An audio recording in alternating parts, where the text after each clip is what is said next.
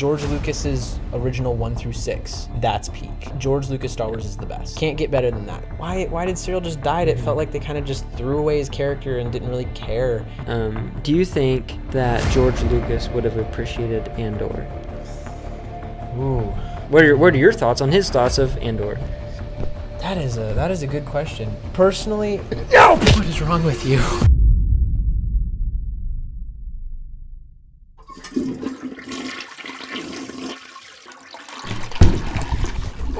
Whoa, hey, how you doing, hey, man? How's it going? Good to see you. What were you doing in the men's room? You don't This wanna guy. know. What were you doing in the ladies' room? Just watching Andor. Oh, really? Well, So the word, like the best Star Wars content since the original 6. oh, you think so? I think so. Oh man, you really think so? Mm-hmm. Well, I've actually heard a lot of things on that. A lot of people say that it's peak Star Wars. Uh-huh. Which I would agree. Highly disagree with. No! Hello there. So, you all may have seen my Andor review video and thought that my opinion was a little strange considering how good the show is. Why do I hate it so much? A lot of you are probably thinking, how could I change this guy's mind? You know, why doesn't he see it the same way the rest of us do? Well, I decided to meet up with one of my friends who would debate me on the subject, on why Andor is actually good. So, everyone please welcome my dear friend, Skylor. Hello there. Hi, I'm Skylor. And Jonathan is wrong, but we'll get to that. We'll break that down in kindly, I'm sure, right? Yeah. I'm reminding myself. Yes, kindly. Okay. So I guess where do you want to begin? It's what's that one alien from Rogue One? The Boogaloo or the Mowgli or whatever it is. I love that movie, and I don't remember. Saw Get Gerrera. this straight. I love. Oh yes. Saw Gerrera. Boogly. Boogly. I don't know what he says. I know what you're talking about now. I say I love Rogue One. Yeah, I it's a just good don't one. like Andor. See, that's what kind of boggles me.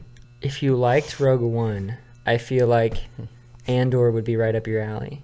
So what was so different from between the two different things? I mean, I think maybe probably the most stark difference would be just the fact that one's a movie and the other's a show. Is that a big gripe for you, or That can be one thing. In my opinion, Star Wars is supposed to be a theatrical experience. So I think it's okay as shows. Just it has to be done right. So Very like Star Wars: interesting. The Clone Wars. I think Star Wars Rebels was done very well. I would agree. I think that's probably the best project Disney has done besides Rogue One. I really liked Rogue One a lot as well. So there's a couple of the things Disney has done that I've liked as well. Like I think Bad Batch was great. I've not seen that one yet. Oh really? I know, dude. Well, yeah, I know. So I am a bit behind on a few Yeah, of you're the all popular So stories out there. you don't know the good standard is what you're saying. That's why you think Oh Andor my is gosh, good. this guy. So yeah, I mean, if it's done right, I think that a show can be good.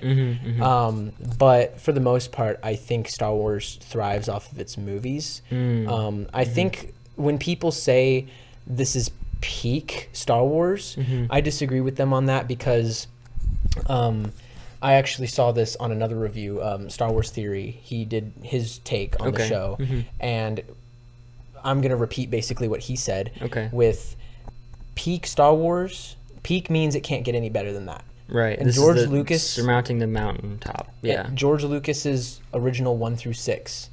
That's peak. Yeah. That George Lucas Star Wars is the best. Agreed. Can't get better than that. So is it peak Star Wars? No. Is it the worst Star Wars I've seen? No. Heavens no. I don't think so at all. I definitely didn't vibe with it, but I don't think it's bad. I just think that the thing that I had the most trouble with was staying awake. I think that it's a sleep fest. I just thought it was a little too slow and boring for my taste. And I wish think that it's very understandable. Yeah. It was too prolonged in some areas. They could have paced it a little bit better. So for example, the first 6 episodes I do not think needed to exist. Season 2. Season 2. Yes. Okay. We're mainly talking about Andor season 2 here. Okay. If you're wondering. Okay. Audience and Skylor. Yeah, and Skylor. Yeah. I did really like season 1. Well, to a certain point, I did think that one was a little boring as well. But there were parts in it I really liked, like the heist. I loved that. The heist was great. The prison stuff, loved that. That was honestly some of my favorite Star Wars I've seen is the prison stuff. Agreed, 110%. That was probably the most compelling. I would say it's. I would categorize it as a granular story within Star Wars, meaning that. And this is, I also tie this in with why I like Andor so much. But the prison story arc in season 1 was quite literally and metaphorically zooming into some of the most intimate points in the Empire's mega machine of death. Because literally they were creating basically little nuts and bolts, scale-wise, for the Death Star. They showed that at the end, too, how that came together to be a piece of the Death Star. I thought that was so cool. So beautiful. I was like, whoa, it's all coming together and being more intense. Yeah. Which is something, Skylor and I were talking a little bit before this. Something I mentioned to him was, I really liked how in season 1, and he actually kind of told me about this, him and another friend of ours, we were sitting down at Steak and Shake, and they were telling me how the Empire isn't really seen throughout most of the first season, and so whenever you do see them, it's just that much more interesting and intense and scary and dramatic. It's like, whoa, this is the intense. Higher ups, because the most part we would see like maybe the officers or some of like the what would seem like janitors, just some of like the lower security, but then when you see a stormtrooper walk in, it's about to get serious. And that's crazy the way Andor did that, because in the original movies, stormtroopers are like so weak and pathetic and they can't hit anything, but when you see them in Andor, it's like whoa. They were honestly probably in the original movies less imposing than the clankers. So I like the way Andor hyped up the Empire. Because another good point is, I think that I didn't say all these things in my review, so I'm getting out all the good stuff right now. Whenever I first watched the show, I did my review and my take on it like as I was finishing the last episode. So I immediately went into it and didn't really have too much time to think. He had all that emotional baggage that he was carrying, and he just unloaded it immediately without processing it. I was a little confused, and Poor guy. I kind of just word vomited to you guys. I still stand by most of what I said, but I do understand a little bit more now, and I do think it is a little more interesting than what I was saying in my last video. So I think you're setting this up to be an apology video. I know we're gonna get into the nitty gritty here in a minute. The debate here in a second. Oh no! But because I'm about to make a really good point. I don't know if you can defend. I'm excited. I'm excited. I don't think you can defend this one, buddy. So, but real quick, another really good point. I liked it showed how the Empire is willing to do anything to get their way. So one of the things I really disliked the show for and really disliked Disney for was putting in that scene of the woman being assaulted by that Imperial officer. I see, yeah. And they even said it, he was trying to, I don't want to say the word on YouTube. I don't know if that's, demonetized or whatever, but, it did not sit with me the right way. This is a Disney show. This should be for kids. Their excuse is that it's more of an adult show. It was a stark contrast to what we've seen in the past. We've always seen death and some vulgar here and there, but very very light in those themes. This is the first time that we've actually we're going there type of moment. I think that was very. I'll just comment that it was a bit jarring, and it felt surreal. I was like, "Oh, I'm watching a Star Wars show right now, and this is the what's happening." But I will, to the most minute level, I will not praise it, but I will say they definitely made it feel more real with that.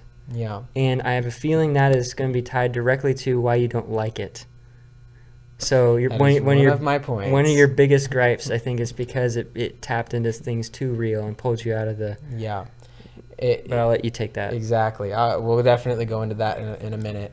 But another point with that scene, that does tie into the whole Empire will do whatever they want to get their way. That's why I think that scene exists.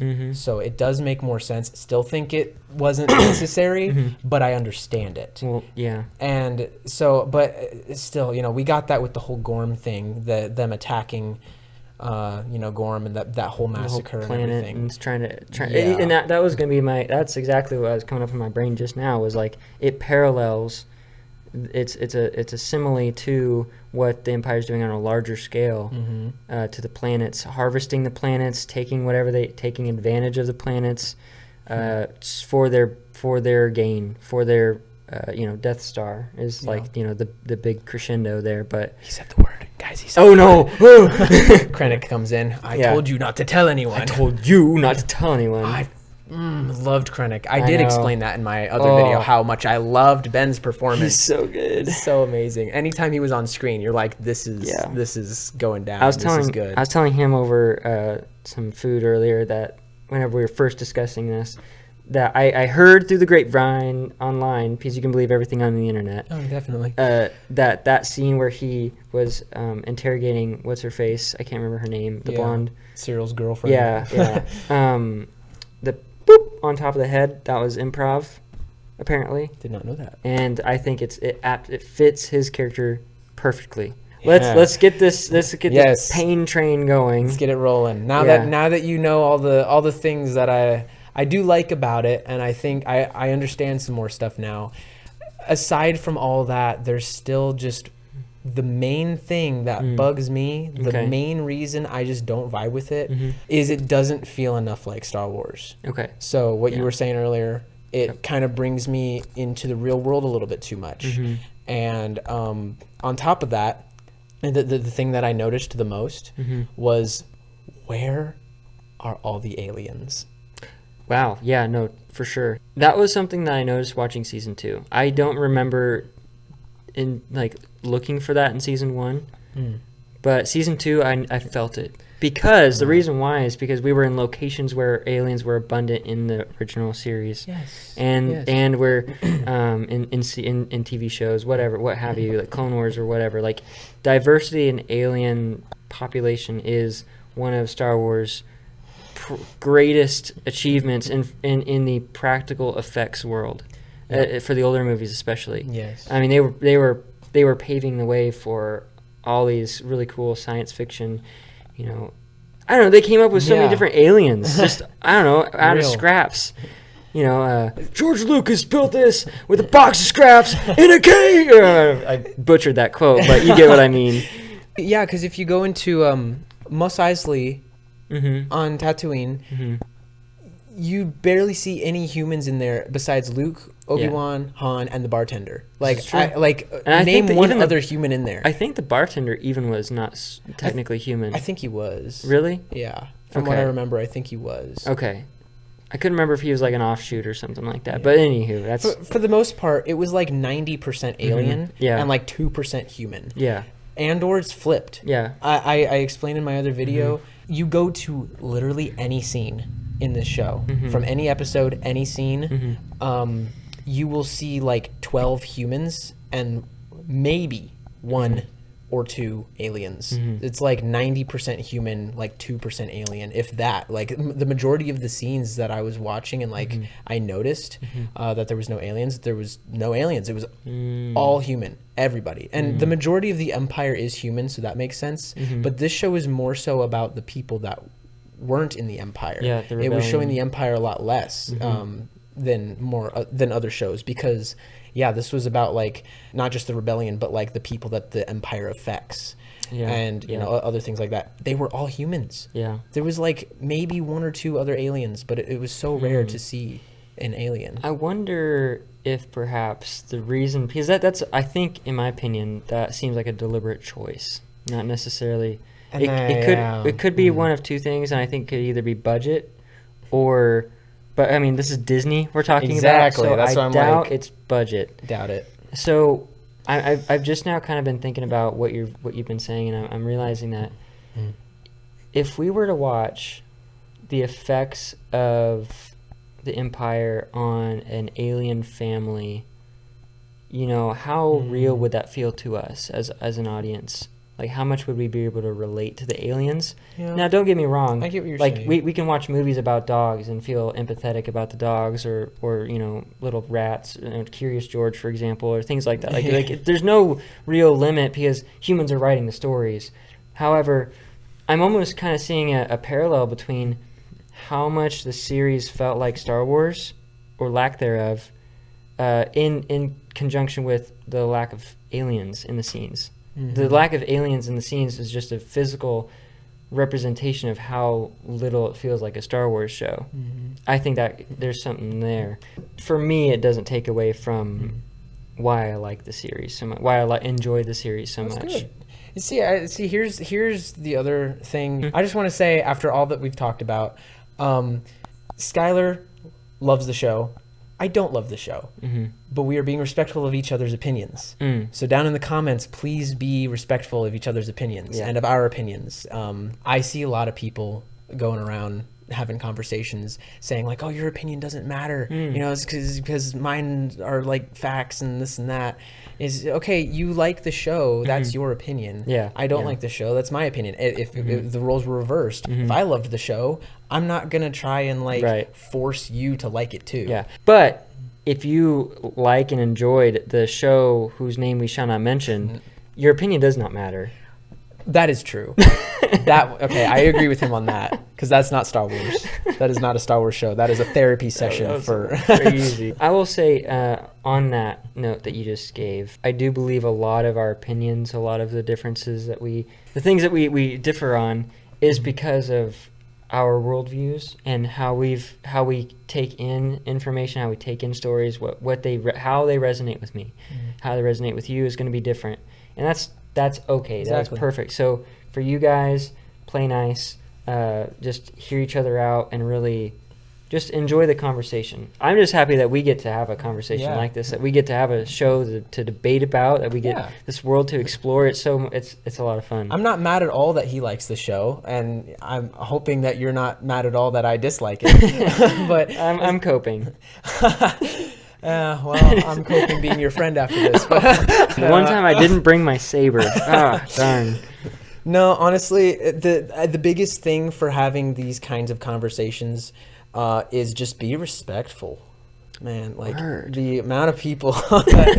So real quick, the thing I wanted to mention on what you said there is, I agree with that statement. If that's true, if that's a creative decision, that makes sense. Oh, about the aliens and stuff like that. Okay, yeah. If that really was a creative decision, I can understand where you're coming from there, trying to, make it feel a little bit more personal rather than like, oh, there's stormtrooper is trying to kick an alien out of his home. You don't really relate to that as much. Yeah. I get that. Well, then for those specific scenes, show humans, but for the background, or other things, incorporate aliens. Oh, yeah, for sure. So my biggest complaint was, we're on Coruscant.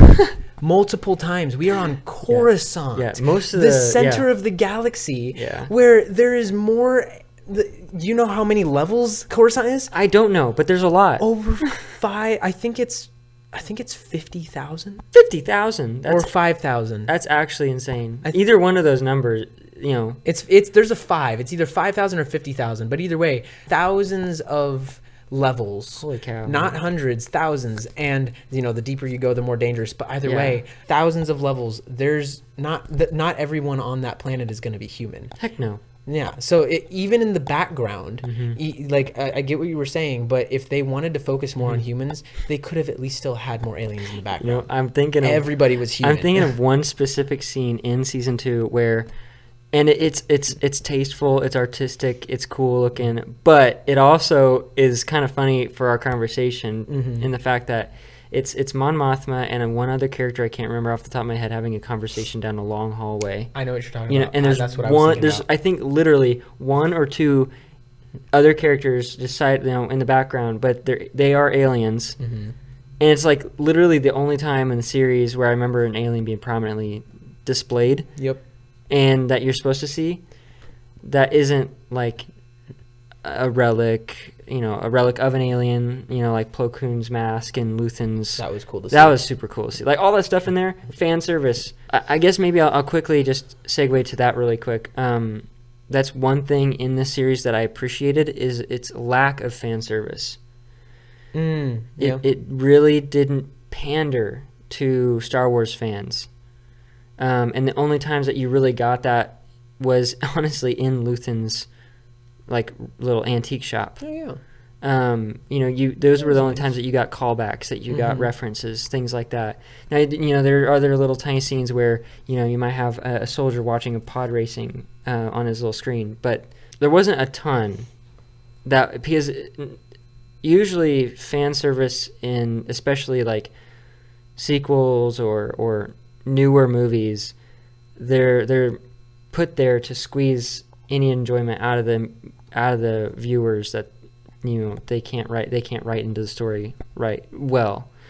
If that makes any sense. I don't know if I worded that right, but it's like they're using it as a cheat rather than incorporating it into the plot artistically. It's kind of just a cheap way to get the people excited. You get people to the theater. Is like exactly. I heard Han Solo's gonna make an appearance in this. Oh, Han and Chewie are back for the sequel. And then they just kill him. Yeah, it's like, so yeah, they all the fan service stuff. I definitely agree. Isn't the best for story, but it depends on how you use it and how much you use it. For sure. For a Star Wars show or project in general, I do think you need to have at least a little bit of that in there because, like, for example, I don't know if Krennic was necessarily that or if he was there just for plot, but I did enjoy the Krennic scenes the most because he's a character that I know from a movie. He's a fun character. He's great. He's terrifying. Besides that, the only other character and the only other scenes I really enjoyed in watching was K2SO.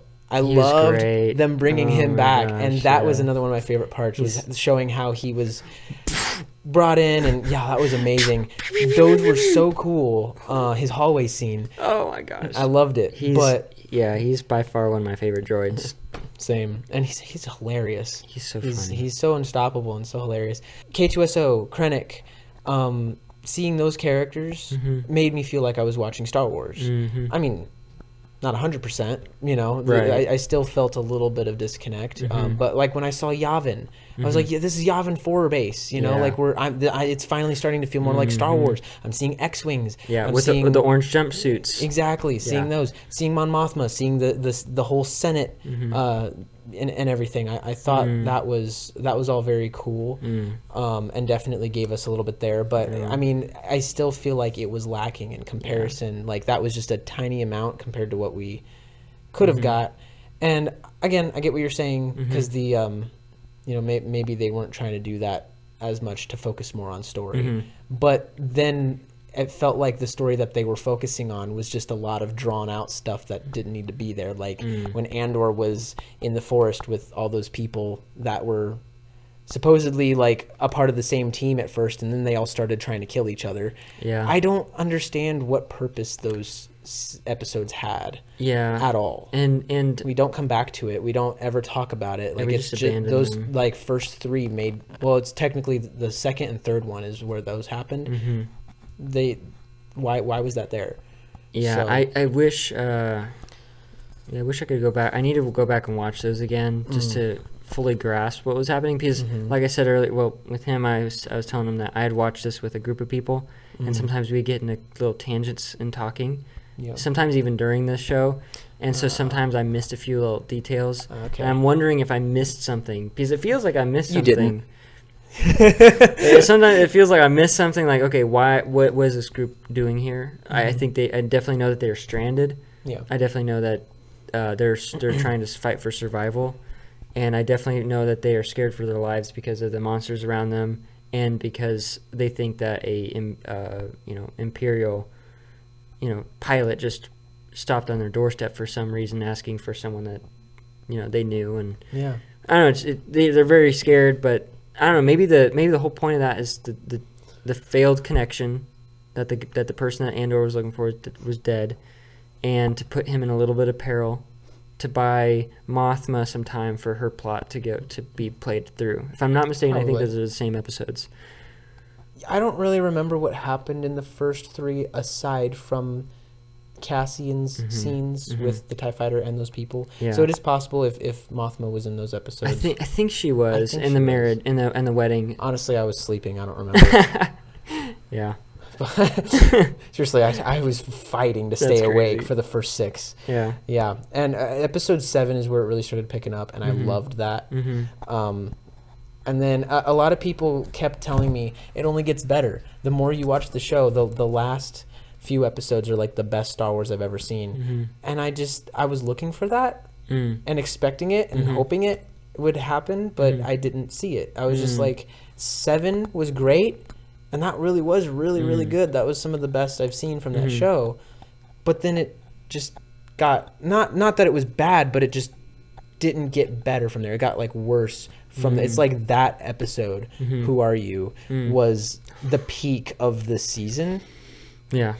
And then it just started kind of falling off after that. So I was just a little confused, like why everyone was saying that the last few episodes were the best when even in the scores, if you actually look at the ratings of which episode was the most popular, episode 7 was the most popular. Yeah. And that was then it started going down after that.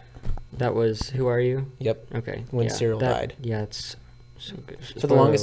For the longest time, I thought his name was Syril. Syril? Because he was eating cereal in the beginning. Oh, that's kind of funny. That was his nickname. Oh, my gosh. I was like, wait, so what? No. But no, that's crazy. That, yep. I feel like that was definitely a really interesting, in my opinion, a really great story point where he just died abruptly.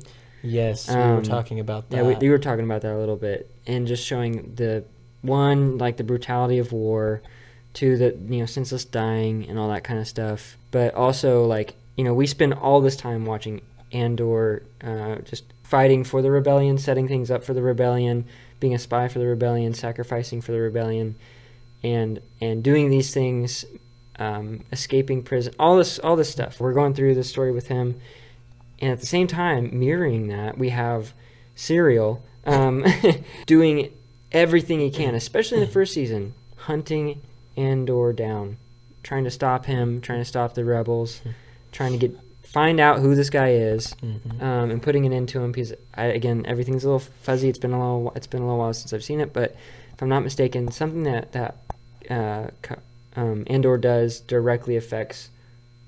Goodness, you messed me up there. Syril, yeah. It directly impacts him. I think he gets demoted or something along those lines, but I can't remember off the top of my head. But it's a personal vendetta. That's the point. And at that episode 7, Who Are You? The fact that so much of, goodness gracious, you've really messed me up. Syril. Yep. Syril. I'm so sorry. Syril. No, you're fine. I need to write it down on the board behind the phone so I can see. Syril. All right. Syril has spent so much energy hunting Andor down that for Andor just not to even know who he is. Who are you? And for him to die that quickly is just, you almost are heartbroken for the enemy. You're heartbroken for the bad guy. It's like all of that, he spent so much of his life just to die so quick. Yeah.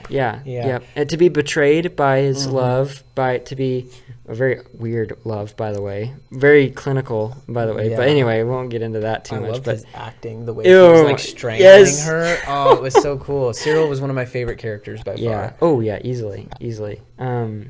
It's just a very impactful moment and shows how dangerous hatred is. And that was, like, I think the most compelling point that I made earlier for you was there was that moment where he was in the middle of the courtyard, seeing how the Empire was betraying their own people, and they were setting this massacre up. He was like having this existential crisis, right?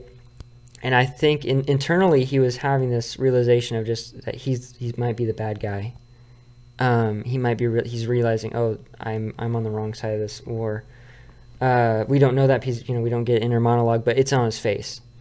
But then it's at that moment he catches a glimpse of Cassian, and that he's right back to factory programming, the Empire's programming, and he's bloodlust. I mean, he just attacks him, right?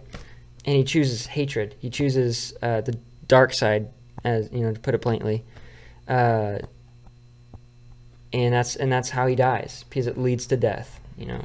Leads to it, yeah.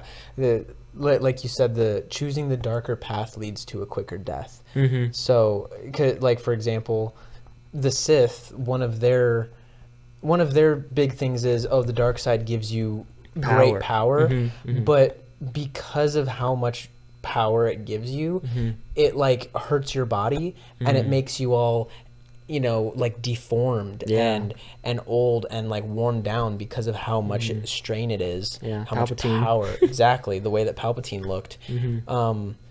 So that actually kills you quicker as well. So like you can choose the path of the light side and have eternal life.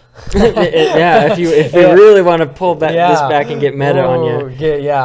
Have eternal life if you choose the way of the light. And there's only one way. Only one way. But anyway, that I was gonna say that was one of my points to him earlier, was I didn't like how quick his death seemed for such an important character. I was like, why did Syril just die? It felt like they kind of just threw away his character and didn't really care. But then the way he explained all of that, I was like, okay, that does make a little bit more sense. Makes a lot of bit more sense, and it does hit. But that's another one of my points is, I feel like, if you're writing a show, good writing, not saying this was bad, but if you are to, bless you, I feel like if you were to make a show, if you put something in it that has a deeper meaning like that, it shouldn't need to be explained in order for your audience to get it. Everyone should be able to just understand. It can still be deep, but it shouldn't have to take sitting here and debating for an hour to try and figure that out. So that's one of my things. Well, hey, YouTubers have to have some sort of content to be able to it helps us. But actually, I kind of want to segue into, I think is your biggest point. If I'm not, don't let me take this out of your mouth, but it's a piece that doesn't feel like Star Wars. Maybe that's pretty much my biggest point. I think that is my biggest. Yeah. Well, I actually want to draw attention to your shirt that you're wearing. I love it. It's got a beautiful poster on there, and to me, it captures the beautiful space opera that is Star Wars. It's beautiful. It's a hero's journey. It's a grand saga of a struggle between the underdogs and an unstoppable force, an imposing force, the Empire, and Darth Vader embodies that perfectly as evil incarnate. If that wasn't enough, his presence wasn't enough. You give him a red flaming lightsaber. Just the way he looks. The way he looks like a villain. Yeah. Oh my gosh, and the way that he can influence people just by pointing his hand at them is powerful.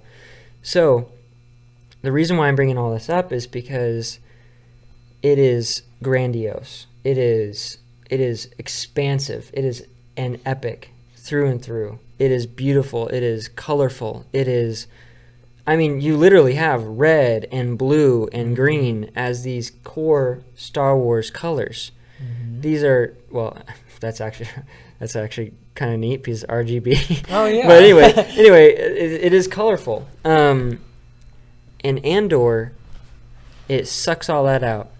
It pulls the rose tinted shades off of your face, and it shows you the dark, the grimy, the granular stories of Star Wars, and it shows you what's happening in the cogs and the smallest bits and gears of this entire world. We get to see how those giant overarching plots are being figured out and being lived out by everyday people, or the underdog, those who are not under the spotlight, so to speak, in the main stories. This is like part of my worldview, and what I enjoy in storytelling is I love any time that we get to feel the world building. One of my favorite games that I've played in recent time is Destiny 1. Destiny 1 and Destiny 2.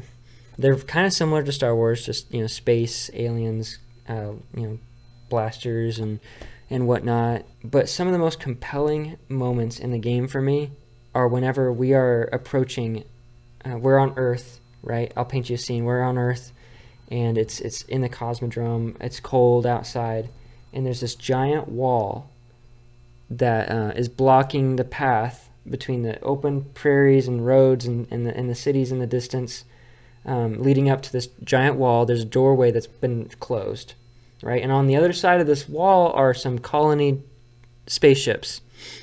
These are some giant spaceships that were designed to take people off the planet, right?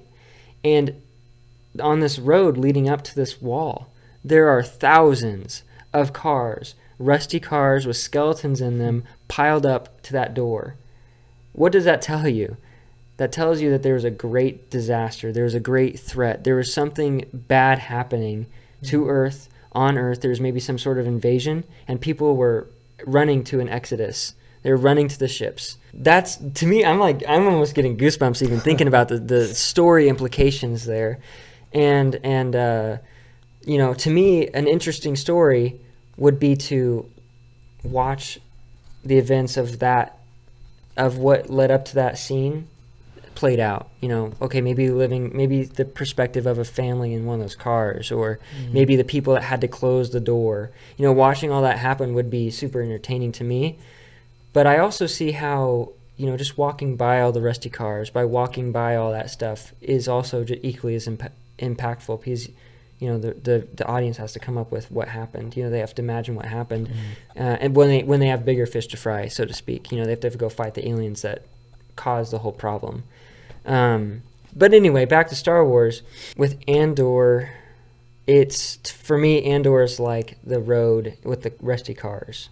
It's not really pretty looking. It's not really exciting, like at face value, but it is essential for the operation of the biggest of the whole story. And that's why I like it so much, is because it's just like, it's so impactful, because it does make it real for me.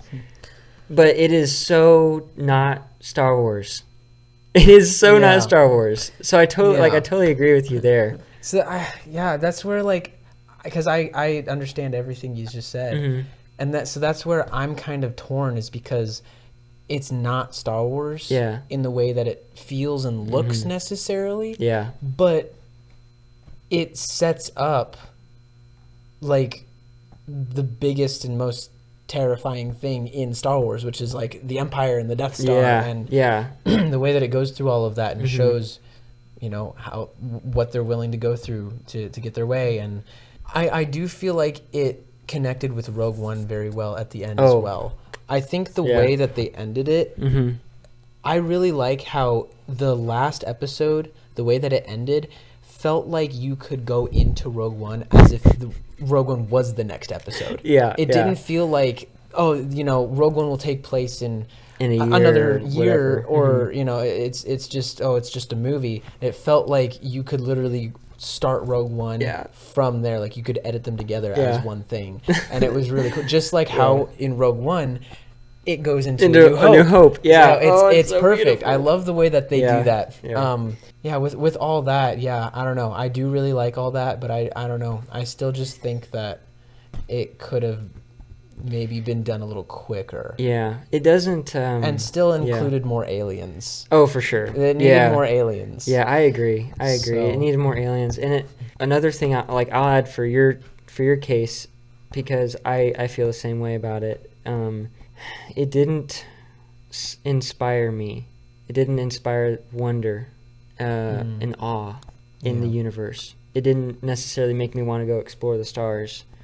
Like the original Star Wars did. It didn't make me feel like, I want to go explore and to conquer my own Darth Vader. I want to fight, the giants in my life, that type of thing. Honestly, Andor just made me more schizophrenic about everything that's going on around me. Like I can't trust my superiors and things like that. And it's definitely a what's the word I'm looking for? A bad show. I'm kidding. Divisive. No, it divides people's divides people, fan bases. And that's another thing I really didn't like about it is you love the show. I don't love the show. I don't hate it. Based on this conversation, you know, this is why I wanted to have this, to have him kind of explain more of what the deeper meaning of the show was, and you know, for me to kind of see that extra point of view on a deeper level from, you know, it's not the most Star Wars feeling show ever, but it does still have importance. I still feel like you could make a show that has importance that feels like Star Wars. A little bit faster. Yeah. But, you know, I get why they did it. But again, you're right. It does cause that diversity. And that's what I don't like about the sequels, is because there's a ton of people that love them. There's a whole different fan base for those. I don't know why people like them, but there's people that love those movies. Yeah. And say one of my friends, her parents loves those movies. And actually, I think they prefer those over like the originals and stuff. And I'm just like, how? Why? You're out. You're gone. Bye. It's like, no, okay, cool. That's their opinion. You guys can like those, but like I just question it. You know, that's me. I don't like them. Like they're genuinely horrible movies in my opinion. So it creates that, you know, like Disney, I feel like is doing nothing but creating diversity. They're not even bad just from like a Star Wars standpoint. They are literally just genuinely bad movies. You guys can find another video on my channel of me reviewing the throne room scene, and I go over exactly why it's bad. Not because I just didn't like it. I go over the facts of why the choreography was actually terrible. That's so bad. The editing, everything. It was actually bad. Like, how can you mess that up that big time? The scene that got it for me, not even touching that one. That one's bad on like, number 8. I don't even need to talk about that. But there's a scene I can't even remember. I've only watched the movies I think once through. All 3 of the sequels? Yes. Only once? Oh, I don't blame you. That's enough for me. I might go back and watch them again just for like the cool action scenes, like some of the cool action scenes. Yeah. But anywho, the one scene that killed the sequels movies for me was where they found that dagger that had the little like measuring device thing on it. Yeah. It was just a MacGuffin, and they measure, and this thing is supposed to be old, right? Yeah, I think so. And they measure. I think it's like ancient Sith. It lines up with the wreckage of a Star Destroyer. Of the Death Star. The Death Star? Yeah. Oh, the Death Star. My bad. I can't remember in the movie. Did they say, oh, it's like, is it a prophetical sword dagger or something like that? Do they even attribute any sort of like mystical? I just know it had prophecy? Ancient Sith writing on it, and 3PO was only able to read it if he erased all his memory. Really? Yeah. They erased all of C-3PO's memory in order for him to read this ancient Sith text. That does not make any sense. It doesn't. It was terrible. Do you this is a I don't know. Do you think that George Lucas would have appreciated Andor?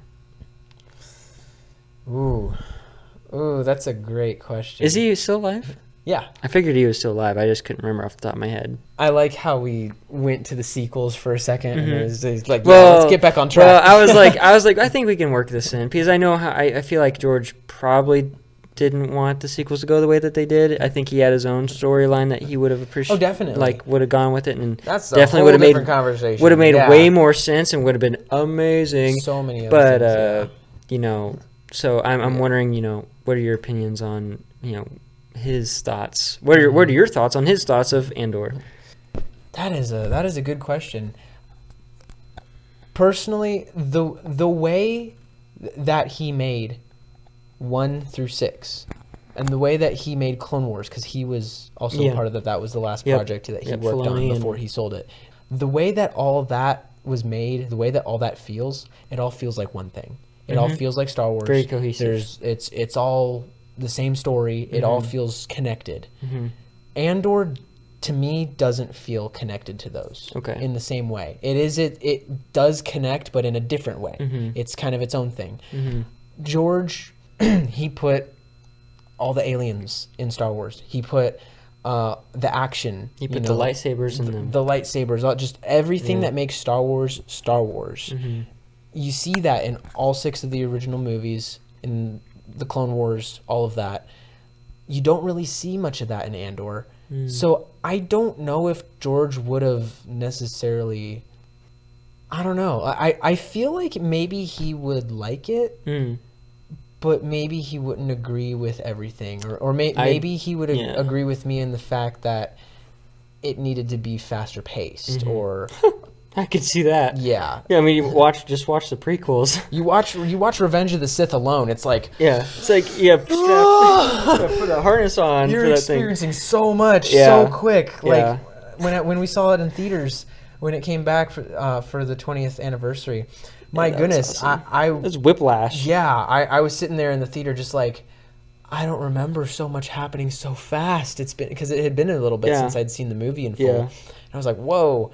So just, everything moves very fast paced. I feel like George would have done Andor a lot differently if he was in charge of it. I think I just figured it out. I think the reason why Andor doesn't feel like Star Wars is because it doesn't have the classic like Windows XP transitions. The wiping and the like the circle and then the lines and like the shades and and then the angle and then the other angle swipe. All of those are, it's so funny how those are so Star Wars. Yep. But anyway, that was just a side point. No, honestly, if any Star Wars project doesn't have those transitions, then it's not Star Wars. Yeah, it's even Star Wars. It can't be. No. It's not possible. But I don't know. I feel I can't speak for George, but based on what I've seen him make, it's very different than Andor is very different compared to the original 6 movies and the Clone Wars. Then again, those were movies. This is a show. Yeah. So show pacing is obviously going to be a lot slower and more drawn out. Yeah, one of those would be animation. This is not. But I'm gonna catch my callback from earlier. I'm gonna call back to earlier. What about George Lucas and his canceled project, Star Wars Underworld? Ooh. How do you think that Andor somewhat taps into that flavor of Star Wars? Do you think that there's any sort of correlation? Do you think this is a missed opportunity to tap into that darker side, or do you think they made a fair attempt at it? Are you talking about the game? Was it a game or was it a show? I thought it was supposed to be a show. 'Cause you say Underworld. Are you talking about... I think it was the one on Coruscant.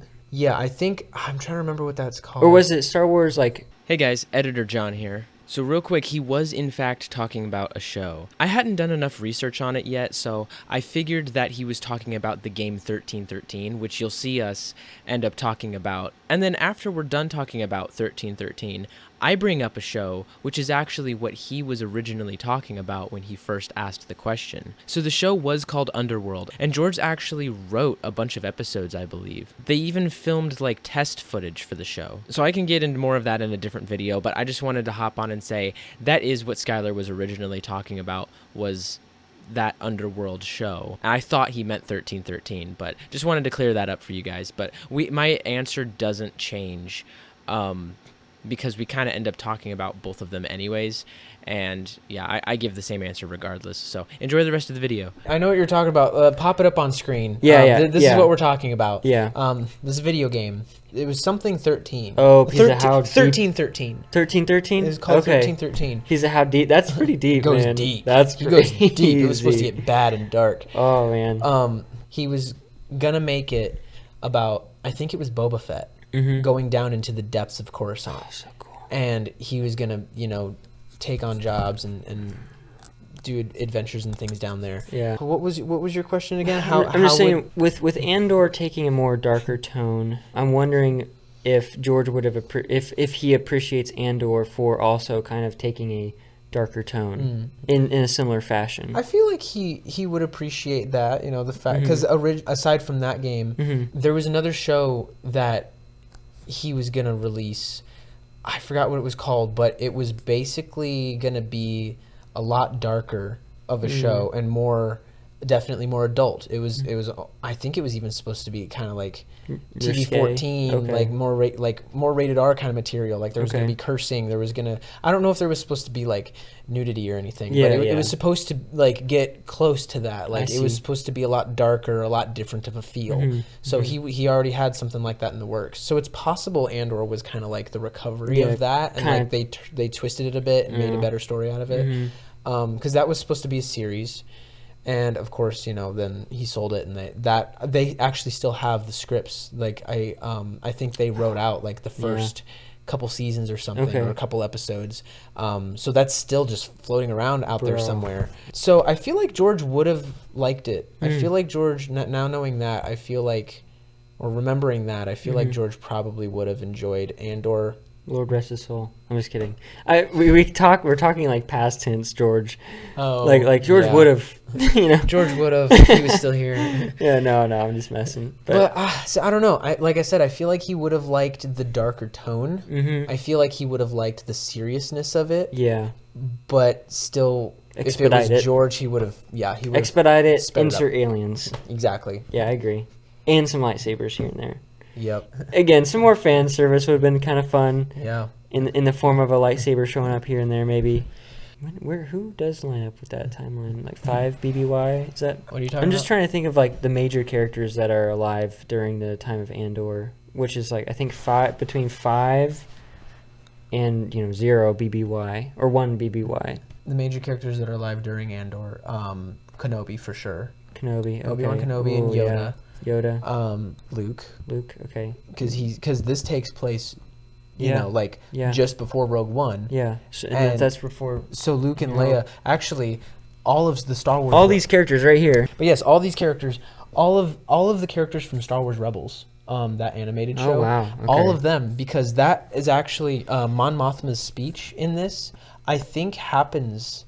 I think you see that in The Rebels. same. Okay, wow. I don't See- know exactly if it's the same thing. It's something similar. At least you see Mothma talking on a hologram, and then everyone's like, "Who is that?" And it's so secretive, and they're transporting Oh. her around and stuff. Yes, because she was supposed to be cut off, but they couldn't get it in time because what they were doing. It's cool knowing Star Wars Rebels is happening somewhere else at the same time you're watching Andor. Yeah.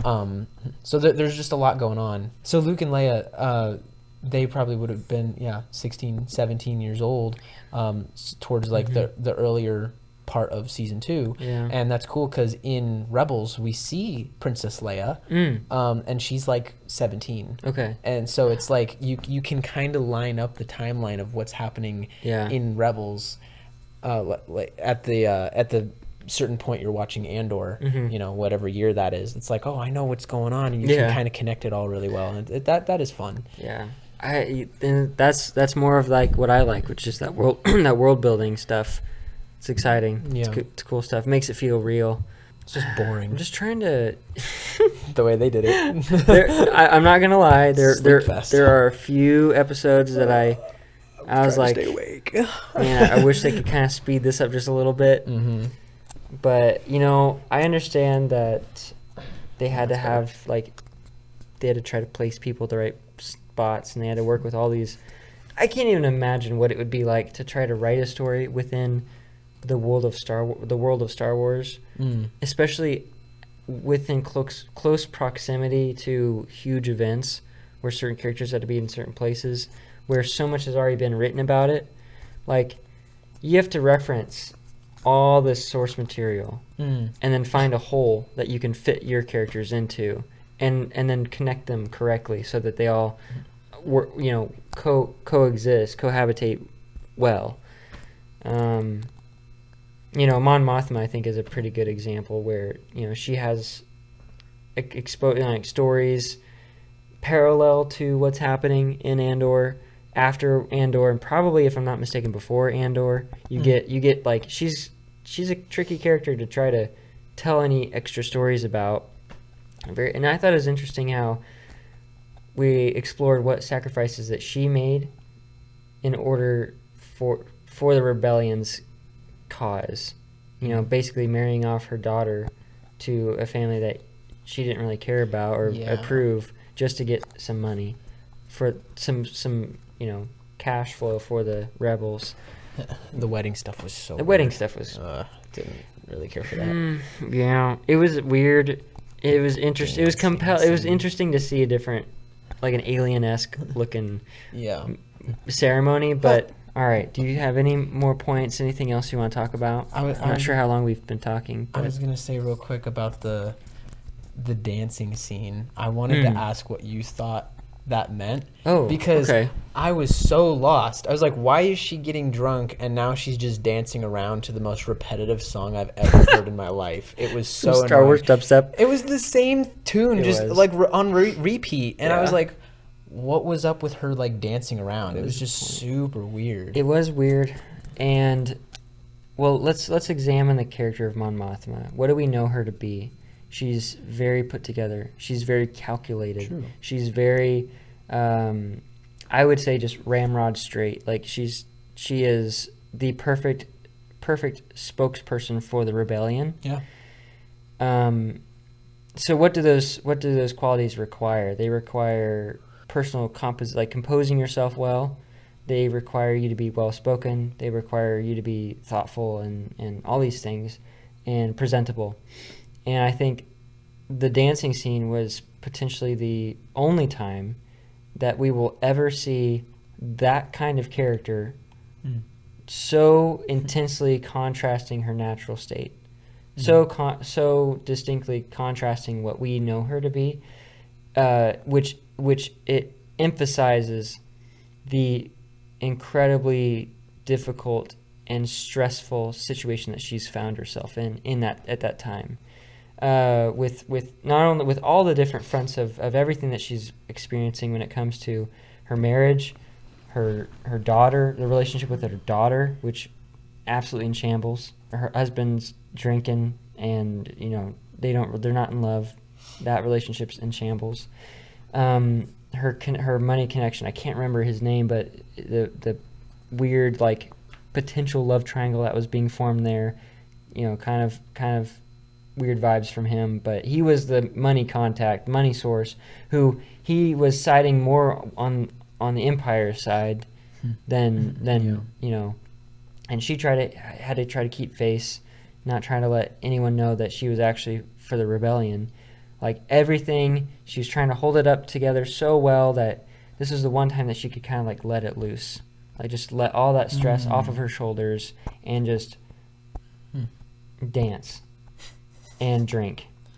The drinking made sense, but then just to let stress out, she I know danced. Well, and like and that's the thing. Like there's no shot she would have just danced. Yeah. Like if she wasn't wasted. Like she was so stressed. She was like, I need to drink, and she was like, still stressed. Every time kept drinking. that platter came by, she's like, just take another one. And then eventually she was just like, so inebriated. Whoa, this music, man. And then so because we all do crazy, stupid things when we're like stressed. Don't drink. Yeah, it is bad for you. I think it's just probably enough to say that she was just stressed out, and this was the one time in the entire history of watching her life through all the different content that we've seen her in for Star Wars stories, that this is her letting loose, taking the heels off, so to speak. I do want to make one more point. Okay. So, Bix, yes. Well, for one, what kind of importance did she have in the show at all? Because she was there, and Cassian was, in love with her, and then eventually she's like, I love you, so I'm going to leave you. And then she goes, when this is all over, I will come and find you. So then the very end of the show, it shows her with settling down with some other dude holding what I assume to be her baby. It's like, so you just gave up on Cassian. Well, I will say that is, if I'm not, catchphrase, if I'm not mistaken, that's supposed to be their baby. Oh. Yeah. So that is her baby, but not some other dudes. That's Andor. Cassian's That's baby. Cassian and Bix's baby. If I'm getting it, if it's been read right from me, it could be wrong, but I think that's implied. And that baby is a character in Star Wars already. We don't know who it is yet, though, but it's someone that we have seen. And there's some theories that it could be Poe Dameron, I think, or something. Yeah, potentially. That but is I don't know if cool. the timeline lines up enough for that. I've not researched it enough. I think there's a long extent of time there. Maybe. So There's, I think, about 30 years in between 6 and 7. okay, so that And honestly probably Andor, the 4 takes place like 5 years before 6, or 4 years or something like that. I think it's like I think it's like 4 or 5. what about 7? What about the time between Andor and 7? Andor, because Andor takes place just before 4, so that's pretty much the same time. So, especially, well, at least the end of it. So that going into 4, if there's that'd still only be about like 35 years. So that actually could line up. Wow. It'd be if that baby, when he was born, Yep. 35-ish years later, that actually seems like Poe's age too. Yeah. So there's some serious speculation that that's who that baby is. Okay. But again, not confirmed. The actors were. I just saw an interview of the actors, and they know who it is, or like they were told hints of it or whatever. But it's very much under the wraps. Okay.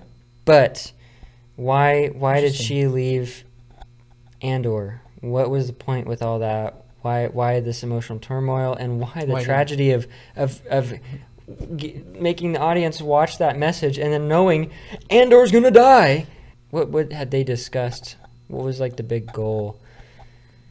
I know she did that because she knew that she was going to keep him from sacrificing for the rebellion. Because remember, he wanted to leave and settle down with her. Yep. And she said, After no, this, you need to keep fighting. You need to stay here and fight. So I'm going to leave so that way, I'm going to remove myself as that obstacle. Yeah. But I was just like... Manipulation.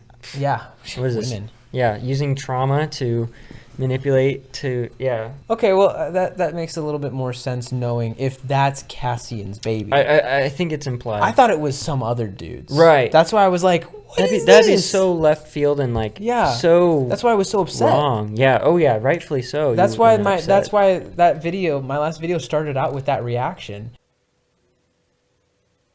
That's how it ends? I'm genuinely just like questioning what I just watched. I was like, what did I just watch? Because like I thought that she went after some other dude and just had a got baby with pregnant him. Yeah. Wow. I didn't, if that's true that Cassian's baby, that is a lot cooler. Yeah. I actually do like that. Yeah. That's pretty cool. See, it's working. Stop. We're turning me into an Andor fan.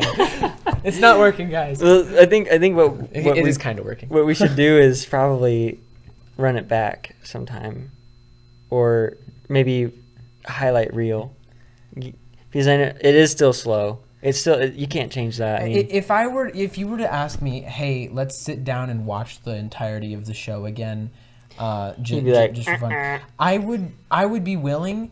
I'd be like, yeah, let's do it. But then the second we sit down, we start watching it, I'm just gonna be like, can we fast forward? I would genuinely be so bored. Yeah. Like, because there's so many things that truly I still stand by did not need to be in there.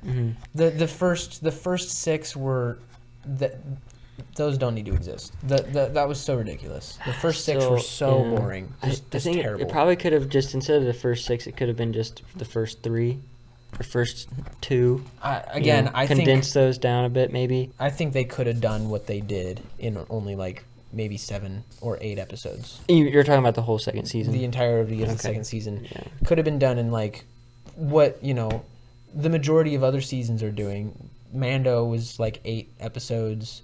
Ahsoka was 8 episodes. Why couldn't you just have done that for Andor? Why did it have to be 12? Yeah. It was so drawn out. Yeah. I tell you what, I love that opening scene though in the second season with the TIE fighter. That was awesome.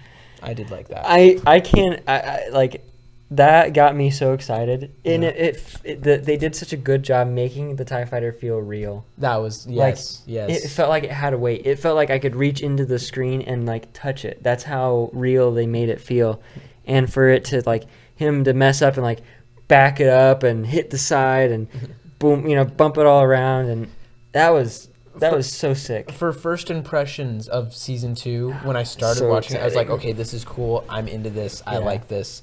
after the first episode, I was like, whoa, okay. Yeah, You know, they landed the plane too quick. They landed the TIE fighter too quick. You know. Should have kept him in there. Yeah.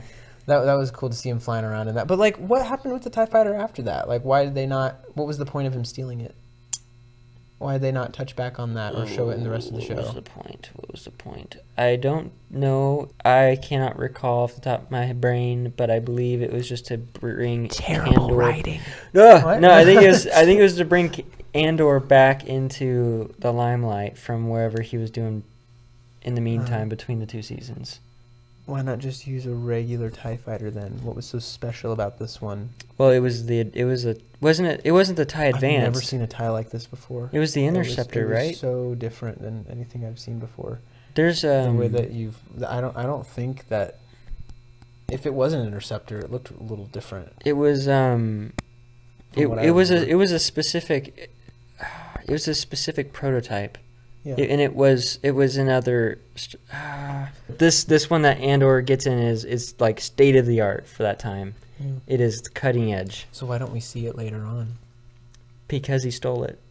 So I like think. him stealing it was basically like, was that kind of all their work? And then once he stole it, they were like, oh, we don't have it anymore. Which would be dumb. Because like they would still have the blueprints. They Right. built it one time. Why can't they? They mass produce all these other things. Yeah. Why can't they just build this one again? Maybe the So, like- funding went all towards the Death Star instead. Yeah, they were probably just like, oh well, it's gone. Oh well, we got to focus on the Death Star. Yeah, but I mean, again, yeah, you don't understand that unless it's That's- explained. yeah, that's not really a Bad writing. Well, see, and well, I don't. We got him, guys. No. Well, Oh, he's stuttering. We got him. no, you're basing your bad writing comment on my brain, and I have bad writing. Oh. So it's like I don't know if I'm right or wrong. I'm probably wrong on a lot of stuff. You probably have a lot of angry Star Wars fans typing up a really great comment ready to blast me here any second with, actually, the TIE Fighter, and this is why Andor stole it, and this is... We'll see. I'll edit this to make you look good. Thanks. You're going to have to edit the whole thing. No, honestly, I'm going to have to edit this to make me look good. Because, make my points hit. This is my channel, so... No, please! You just like erase me. I don't feel so good, Mr. Stark. He was right. Now I'll bring him back.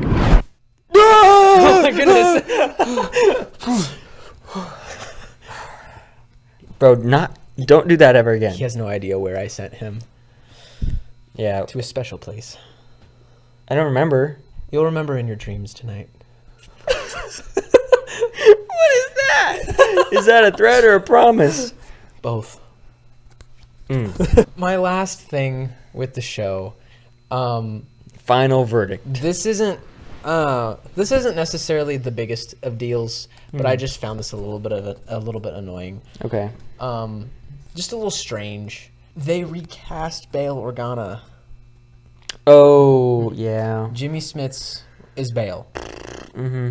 I read about I this. forget the new actor's name, but I think it's Benjamin.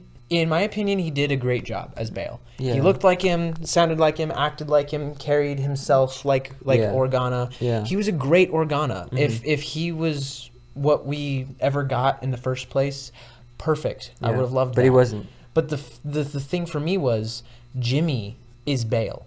So there was a scheduling mishap or complications, and he wasn't able to make it for Andor. So my line of thought is either wait till he's free or cut his character from the show completely.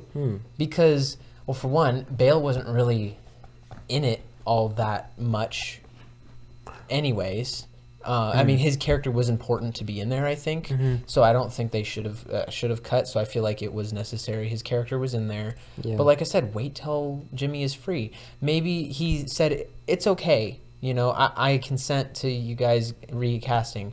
Or, maybe it was going to take him a long time before Yeah. he was able to make it. Yeah. But I still think that's just kind of a bit disrespectful to how he's carried the character over the years, because they designed his character look After him. in the Clone Wars and Star Wars Rebels after Jimmy in the games. Jimmy. Mhm. Revenge of the Sith, he's in the movie. He's in Rogue One. He's in, if he's in the first season of Andor at all, then it's Jimmy. I don't remember if he is or not. I don't think he is. I don't think he But is. either way, everything. Every other instance of Jim, Yes, is every Jimmy. single time we've seen Bail Organa, it's Jimmy.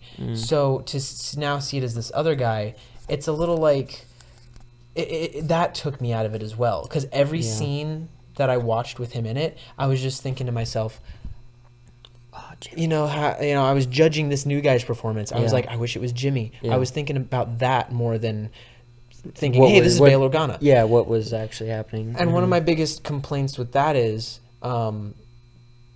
you wouldn't recast Hayden Christensen as Anakin.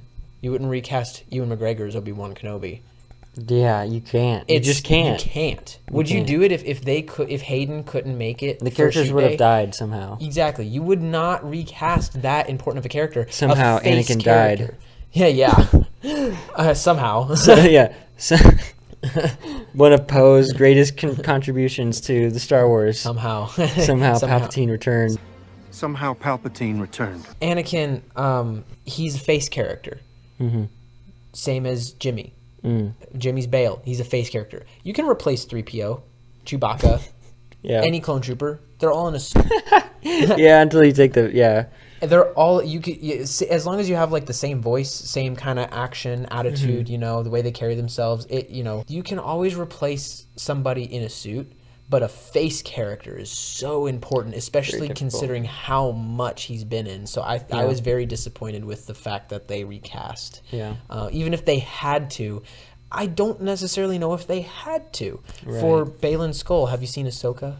I've not seen the second. So Ahsoka, there's a character in there named Baylan Skoll. Yeah. Oh, I've seen I've read about this. Amazing. Ray He's Park. so cool. Amazing actor, but unfortunately he passed away. So for season 2 they recast because they're not just going to CGI some Ray's face onto this new guy for all this story. I get that. That makes sense.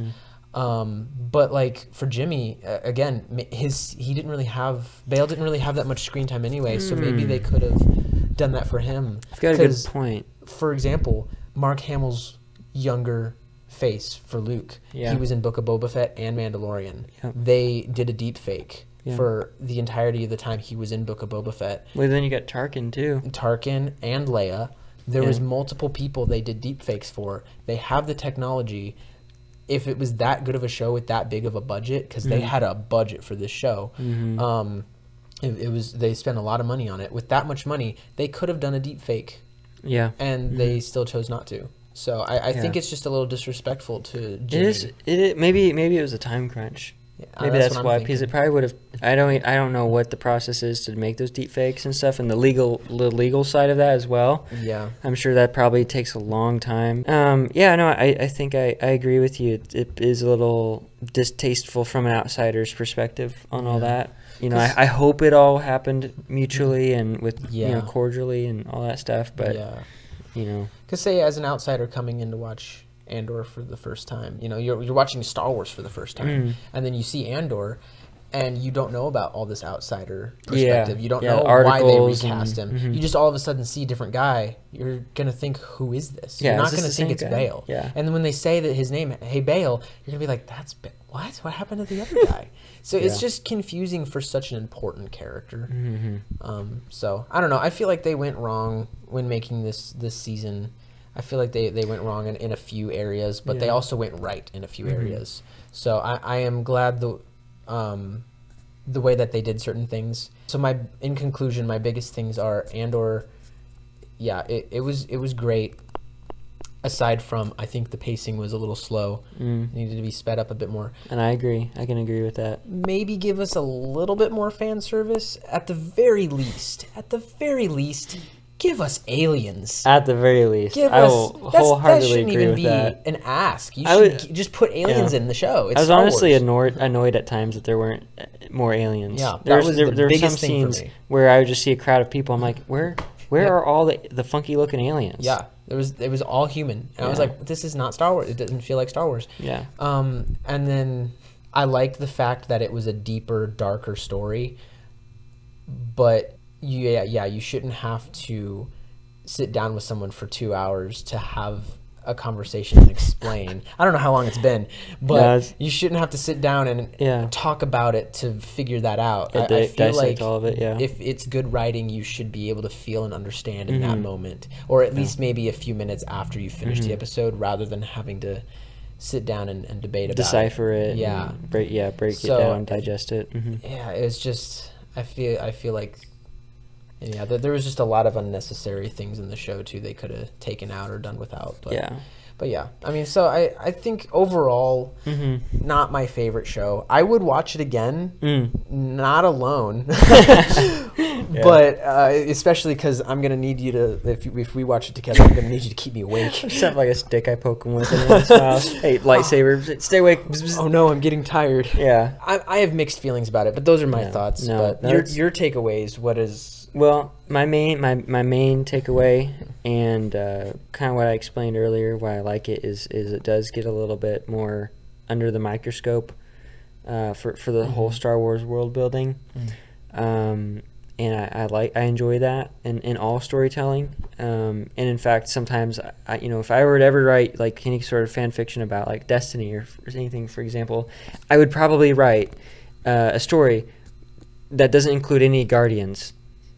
Like, it would be probably like, oh, how do the humans interact with the Hive or the Fallen or these other alien races? Like, how did they interact with them? But back to Star Wars. It's a lot of fun to experience the epic saga, and I love going there. I love experiencing. I love living out and watching the great duels, the Duel of the Fates, and literally, it's just it's so exciting, so cool, and it's iconic for a reason.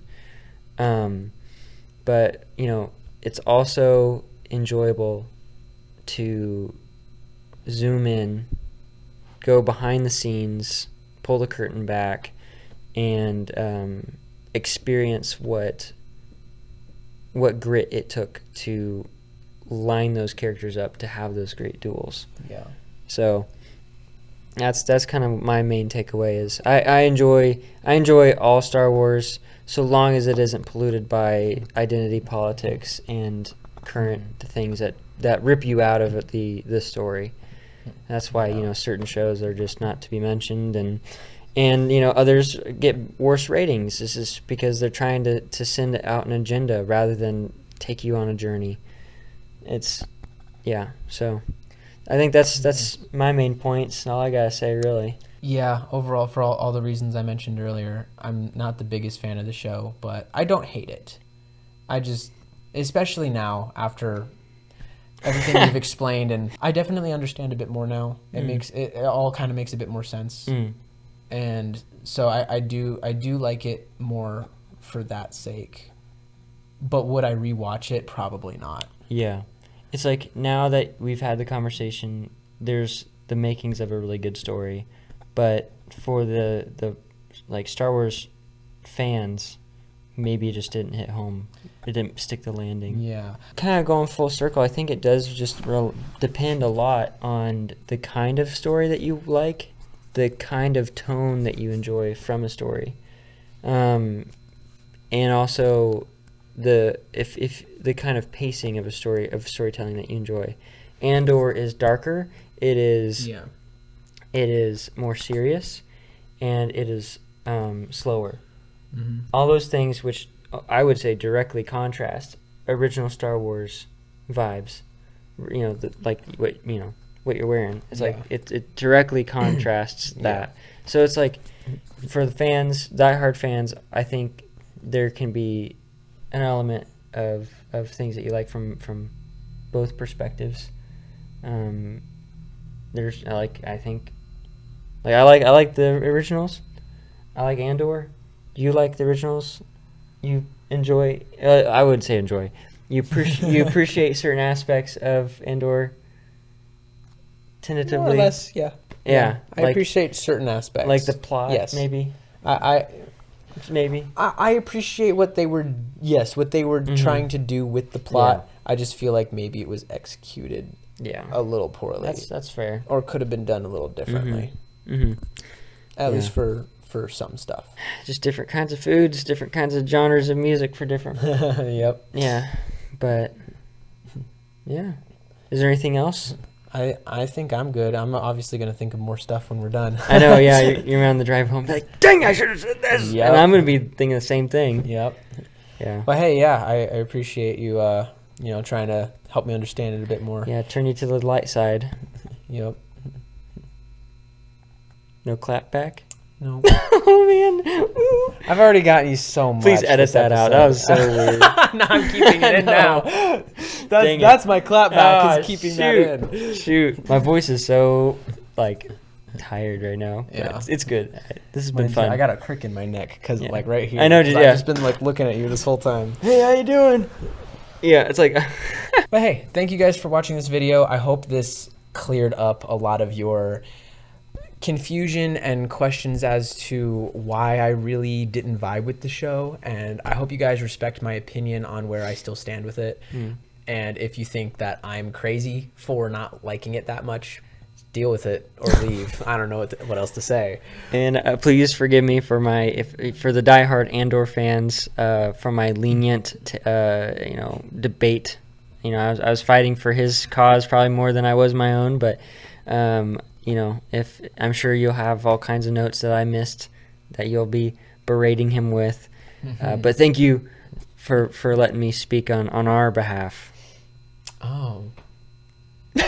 I'm just messing. Our bad. I'm just messing. There's the division again. So.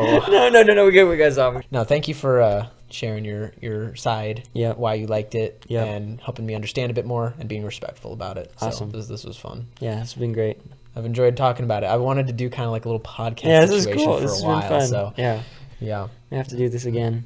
this next time we'll be more prepared. We'll bring lightsabers. And notes. Yes. Thank you guys for watching. Thank you, Skylor, for being here. And anything you want to say before you head out? May the force be with you. Always. Thank Nice. you so much. Come on. Oh, this way? Yeah. Gotta go back. Oh, ow. Yep. All right. See you, man. All right. See you, dude. Have a good one. Yep. I wonder how many people had swirlies in this toilet. Probably not too many. Whoa, a pink sink. I'm bored. Skylor. Oh my goodness.